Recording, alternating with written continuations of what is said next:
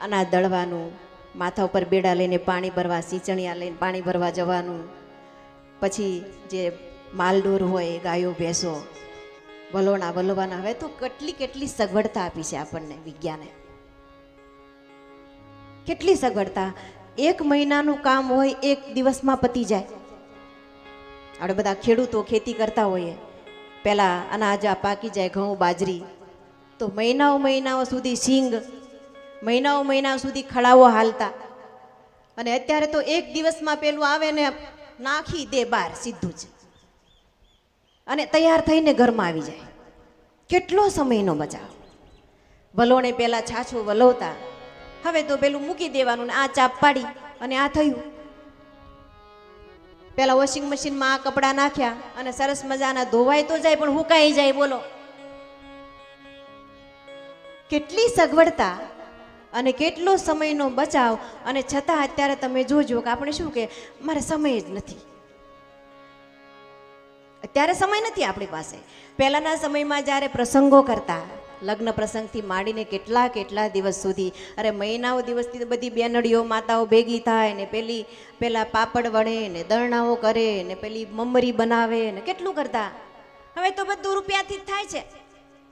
માણસો પણ ભાડે મળે, બધી વસ્તુ પણ ભાડે મળે, કંઈ કરવાનું જ નહીં. પણ 1 દિવસમાં તો બધું પૂરું કરી દેવાનું.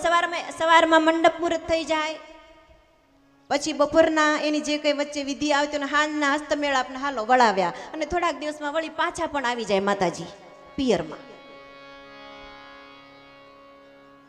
આ બધું ઝડપી યુગ ને, એટલે બધું ઝડપી હાલે. પણ અત્યારનો સમય જો જીવીએ ને તો જીવ્યા જેવો છે, પણ એ સમયને આપણે બરાબર હાંચવી નથી શકતા.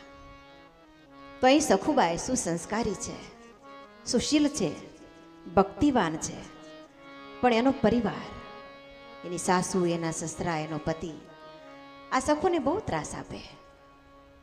દરરોજ માથા ઉપર બેડું લઈ પાણી ભરવા જાય એની સખીઓની હારે, ગામની બહેનો હારે. એક દિવસ સખુની સખીએ પૂછી લીધું કે અરે સખુ, આ તારી હાહુ, તારો વર આટલો ત્રાસ આપે, અરે ક્યારેક તો અમે જોઈએ છે તને માર પણ મારે છે, તો અમને એવું થાય છે કે તારા પિયરમાં કોઈ છે નહીં. તું પરણીને આવી ત્યારથી અમે જોઈએ છે કોઈ તારા પિયરમાંથી એક પણ વ્યક્તિ તને મળવા નથી આવ્યું. તો શું તારા પિયરમાં કોઈ નથી કે નથી કોઈ તારું કોઈ સંભાળ લેનારું? આટલો ત્રાસ તું સહન કરે?